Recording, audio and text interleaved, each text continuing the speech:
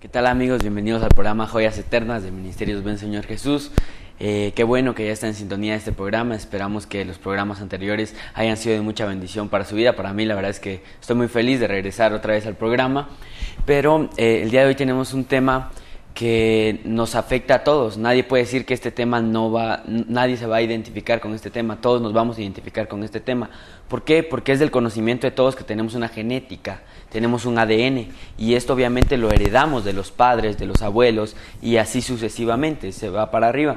Pero también tenemos dentro de nuestra genética, pueden ir pecados, pueden ir diferentes cosas que a nosotros nos pueden afectar en nuestra vida espiritual. Entonces hemos decidido ponerle este tema, los lazos generacionales. Entonces, para abordar el tema del día de hoy nos acompaña el pastor Hernando Mejía de Ministerios Buen Señor Jesús. Pastor, bienvenido.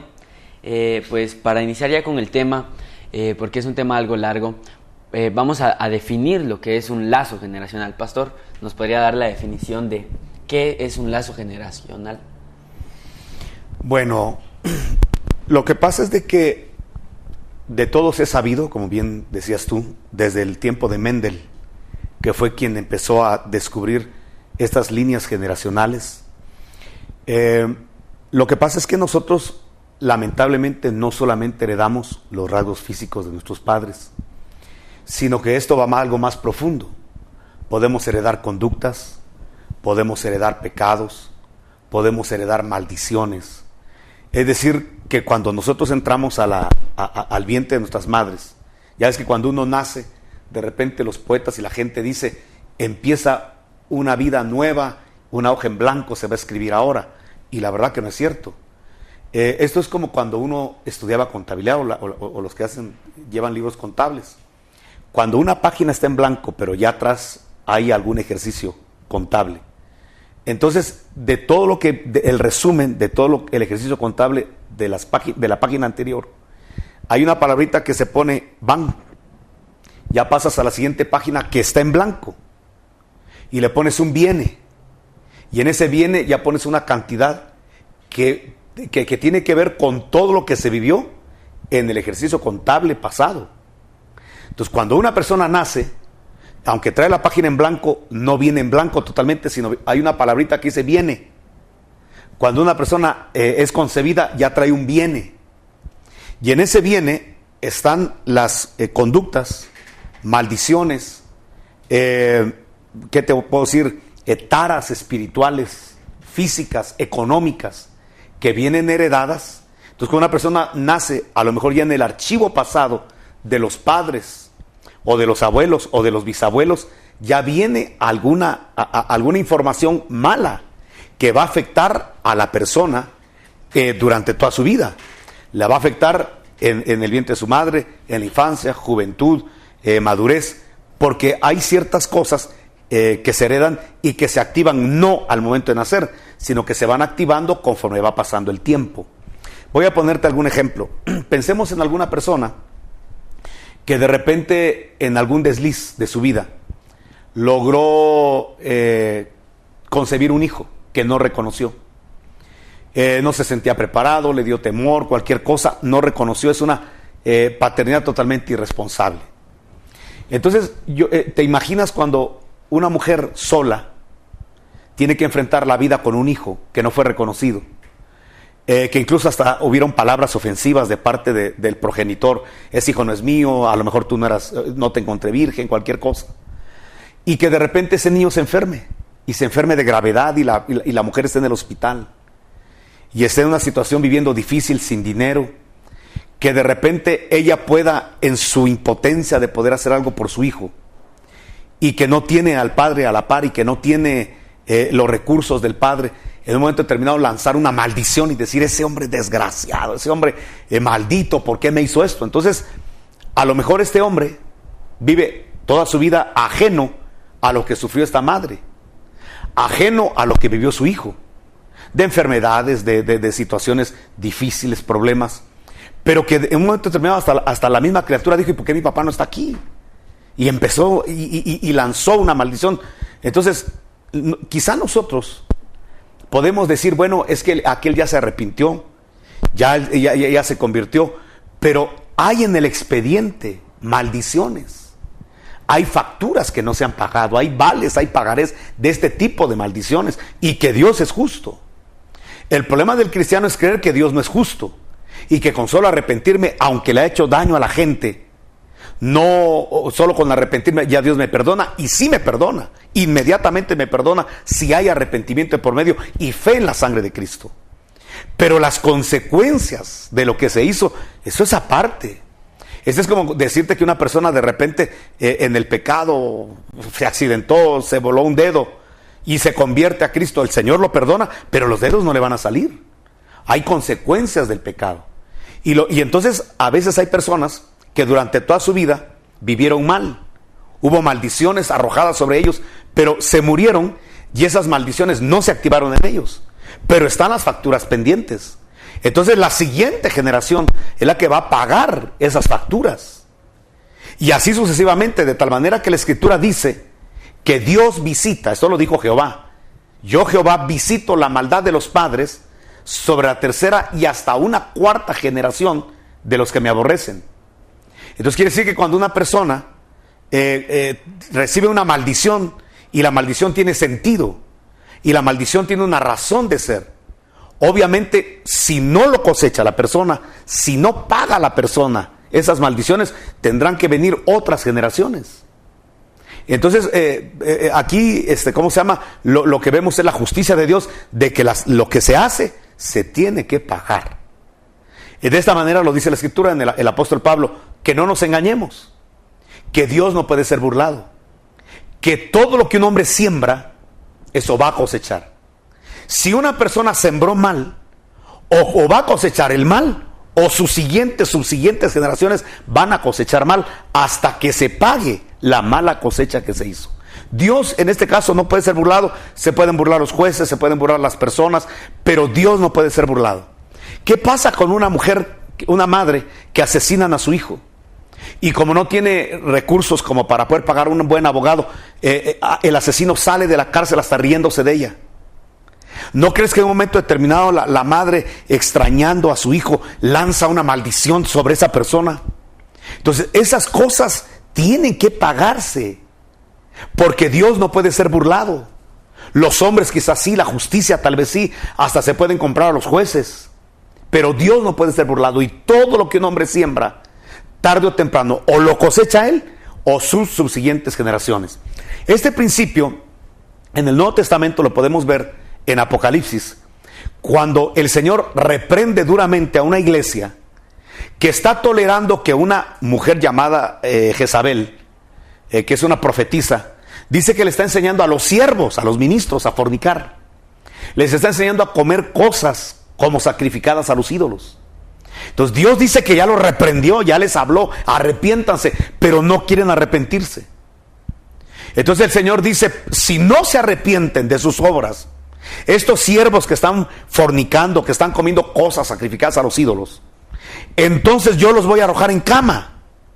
Pero no solo a ellos, también a sus hijos.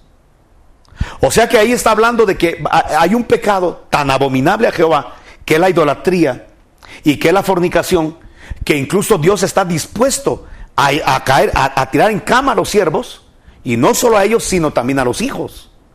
Alguien dirá, pero ¿y los hijos por qué? Porque hay pecados, entonces explico, que se heredan. Hay maldiciones que se heredan, como gracias a Dios también hay bendiciones que se heredan. Gracias a Dios no todo es malo. Y date cuenta que cuando Dios habla de las líneas generacionales de maldición, dice, yo visito la maldad de los padres hasta la tercera y cuarta generación de los que me aborrecen, pero hago misericordia sobre millares. Mira cómo crece, sobre los que me aman, sobre los que me temen. Entonces qué bueno que tengamos buenas acciones, porque también lo que sembramos bueno, también lo vamos a cosechar. Te puedo poner ejemplo de Timoteo. Timoteo llegó a ser un apóstol de Jesucristo, un ministro del Espíritu Santo, utilizado por Dios. Pero cuando nosotros vemos de dónde viene la fe que tiene Timoteo, de dónde viene esa fe tan acérrima, tan fuerte que tiene, ¿de dónde viene? Viene de su abuela. La abuela Loida tuvo esa fe que activó en la hija, que era Eunice. Y esa fe la activaron en Timoteo, que era el nieto, para que veamos que también las bendiciones se heredan. Entonces, cuando vamos a obrar mal, pensemos 2 veces, porque vamos a tener la consecuencia del pecado, aunque Dios nos perdone, o nuestras generaciones subsiguientes. O como también, cuando vamos a cometer vamos a hacer una acción buena, también alegrémonos, porque no solo nos va a alcanzar a nosotros la fe, no solo nos van a alcanzar las obras de amor, sino también le van a alcanzar esas bendiciones a millares de generaciones. No sé si expliqué. Amén, pastor. Esto es interesante, el hecho de saber de que podemos tener 2 tipos de herencias, por así decirlo. Una que sea de bendición, una que traiga maldición a nuestras vidas. Pero ahora la pregunta sería para los padres de familia o para los que quieran, porque todos vamos a dejar esta herencia genética. Pero ¿qué vamos a dejar? ¿Cómo vamos a actuar aquí en la tierra? Porque cuando hablamos de esto, obviamente tenemos que hablar de nuestro caminar en la tierra. Tenemos que hablar de lo que vamos a hacer, si vamos a hacer actos de justicia. ¿Por qué? Porque todo esto, tú lo decías, lanzan una palabra de maldición en contra de tuya y o la cumples tú, o tus hijos, o tus nietos, o bisnietos. Pero también yo pienso que aquí también habla un poco de la lengua. Nosotros tenemos que refrenar nuestra lengua. ¿Por qué? Porque muchas veces como hijos, como hermanos, como padres, lanzamos palabras de maldición en contra de familiares que en el momento nosotros no entendemos la trascendencia de nuestras palabras, pero todo lo que nosotros decimos, recordemos que la lengua tiene mucho poder. Entonces refrenemos nuestra lengua cuando nosotros vamos a lanzar un juicio de maldición.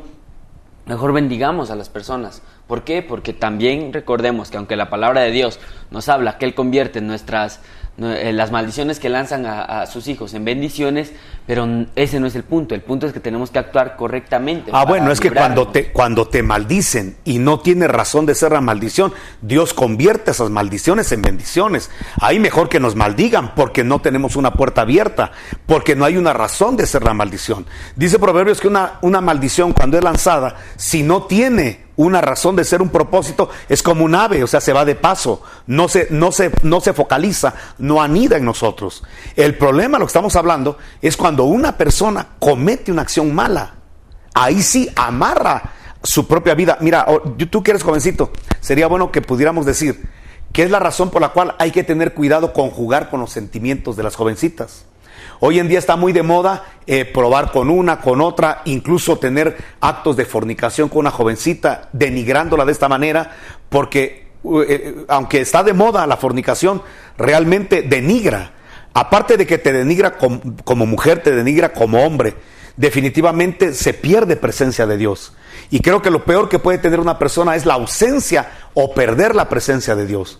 Entonces hay gente que dice, miren, los hombres no pierden nada, que le den, si la mujer se deja, pues ya ni modo. No, porque el joven pierde presencia de Dios cada vez que fornica, cada vez que tiene una práctica sexual sin responsabilidad. Van a haber consecuencias. Quizás se puede burlar de una jovencita, quizás puede tener ya su lista, ya estuve con Carmen, ya estuve con Victoria, ya estuve con Leslie, y tiene ya su lista. A lo mejor su colección ya de mujeres, pero está sembrando mal.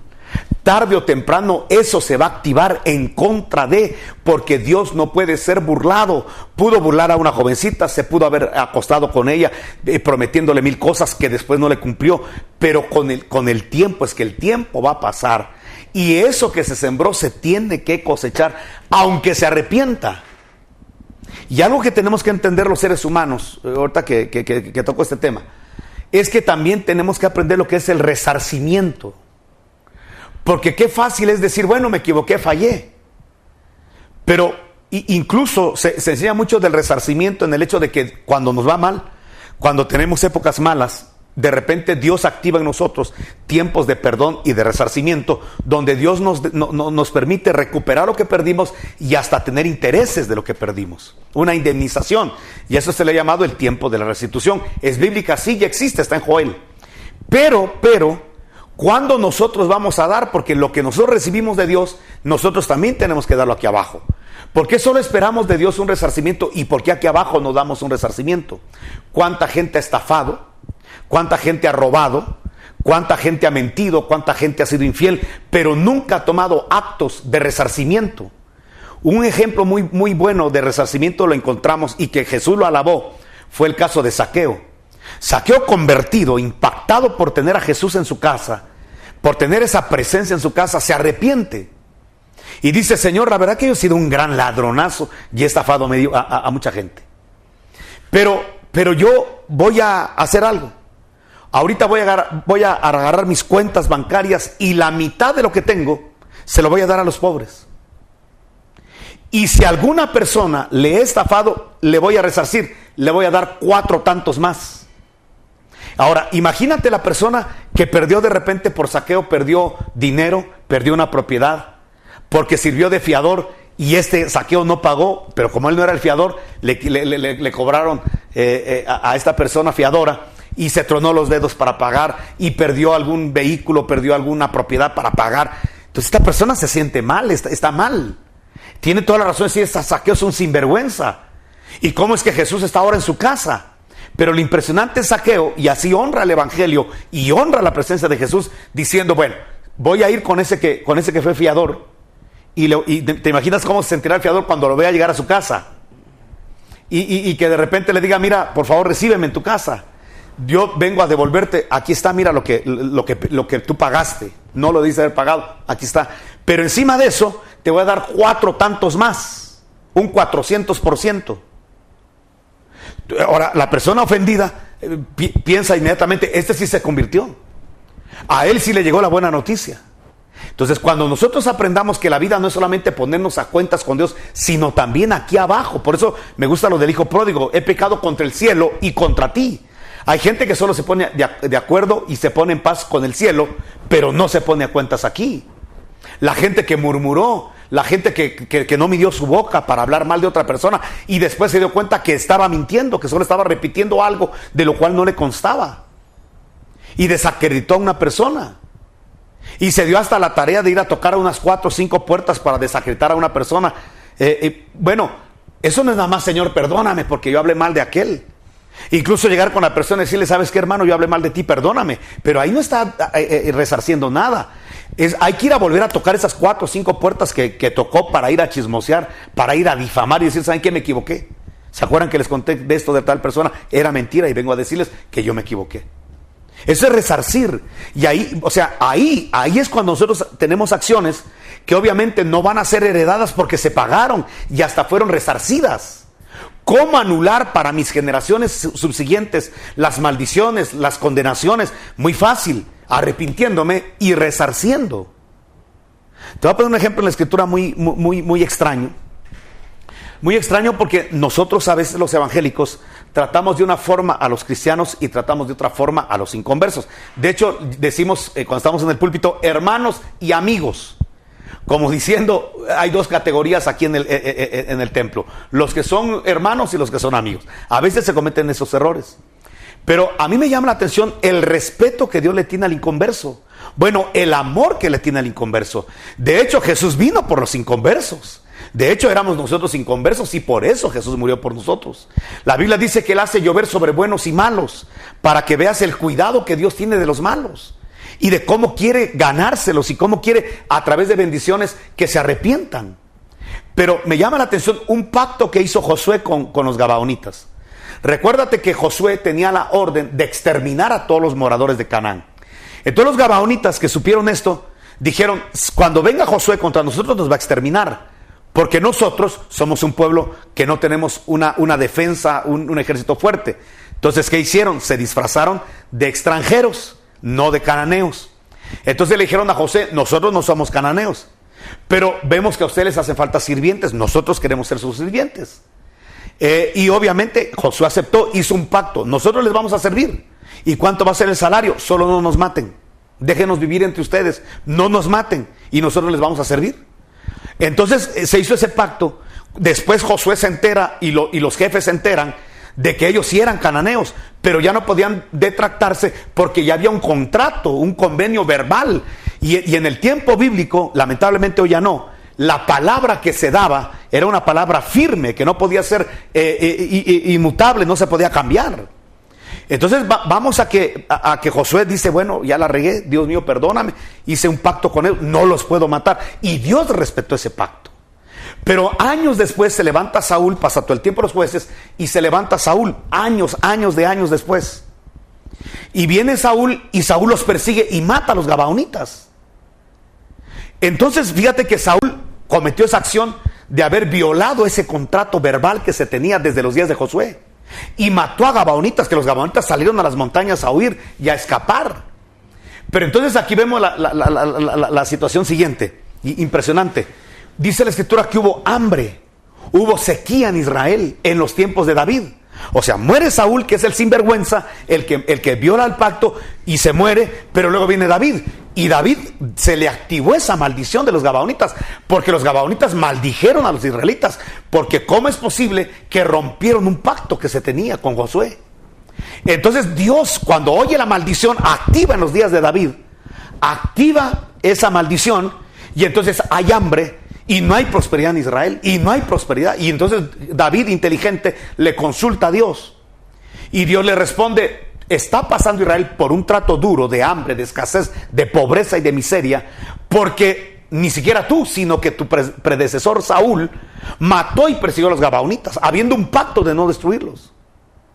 Entonces David entendió esto y reunió a los gabaonitas y les pidió perdón y les dijo: ¿cómo hago para que ustedes nos bendigan a nosotros? Porque si ustedes no nos bendicen, Dios no va a resolvernos nuestro problema, seguiremos en pobreza, en hambre, nos estamos muriendo y desfalleciendo. Pero qué importante fue entonces que los gabaonitas, una comunidad mundana, fuera la que bendijera a la comunidad israelita, para que entonces Dios activara su mano. Entonces dijo ¿cómo se llama? Le dijeron a David: solo danos la cabeza, queremos colgar en un espectáculo público a 7 hijos de Saúl. Danos 7 hijos de Saúl, príncipes. Saúl era un rey. Los vamos a ahorcar aquí y entonces los vamos a bendecir. Entonces dice que David agarró a los hijos de Mical y tomó a unos 2 hijos más de Saúl y los ahorcaron. Y cuando los ahorcaron en presencia de toda la gente, cesó la ira de Dios en contra de Israel. ¿Qué te está diciendo esto? Que Saúl fue el pecador por no respetar un pacto que había hecho Josué con antelación. Pero entonces Saúl no sufrió esas consecuencias, sino que fue David. ¿Cómo se heredó esa maldición de reino a reino? ¿Y cómo es que después se tiene que no solamente pedir perdón a Dios, ni solamente pedirle perdón a los gabaonitas, sino entregarles algo como resarcimiento? Creo que este tema nos sirve mucho para entender que no basta con pedirle perdón a Dios. Bueno, eso sí basta para reactivar nuestra comunión con Él. Pero para que esas maldiciones no se activen en nosotros, ni se activen en generaciones pasadas, tenemos que ponernos a cuentas aquí abajo y también dar un resarcimiento aquí abajo. Y esa va a ser la forma como vamos a caminar de la mejor forma. Amén, pastor. Pues esta es una de las maneras en las que nosotros podemos romper con esas maldiciones generacionales, el resarcimiento. Pero hay muchas maneras más de romper con estos lazos. Hay que estar en batalla. Yo le preguntaba al pastor hace como un mes sobre este tema, y yo le decía que yo ya había roto esos lazos, pero él me decía que no es una vez. Esto es de estarlo rompiendo todos los días. ¿Por qué? Porque estos nuevos lazos se activan día con día. Tú no sabes cuándo se te puede activar un ancestro de alcoholismo, una maldición que hayan hecho sobre tus padres, sobre tus abuelos. ¿Por qué? Porque nosotros tal vez conoces a tus abuelos, tal vez conoces cómo fueron, pero no conoces qué hicieron en su niñez. Y entonces nosotros no investiguemos, solo pidámosle a Dios que nos ayude a romper estos lazos generacionales. Y si nosotros ya hicimos mal para que no afecte a nuestras generaciones, pues pedir perdón a Dios, a las personas, y hacer este acto de devolverle a las personas con un tanto más, un resarcimiento. Entonces, amigos, el tiempo se nos ha ido rápidamente, pero espero que este programa haya sido de muchas bendiciones para su vida. Recuerde que si usted quiere adquirir este programa o alguno de los programas anteriores que usted ha escuchado, que a usted le gustaría compartirlo con un vecino o con un familiar, o tenerlo usted, puede marcar a los números que están apareciendo en pantalla. Con mucho gusto le podemos entregar el DVD con el contenido del programa. También agradecemos los comentarios que usted está haciendo llegar, agradecemos los comentarios que nos hacen en la calle, por internet, por teléfono. La verdad es que nos llenan a nosotros de mucha alegría y nos invitan a seguir trabajando en esto que es el ministerio de Dios. Bueno, pues que el Señor les bendiga, pues muchas bendiciones.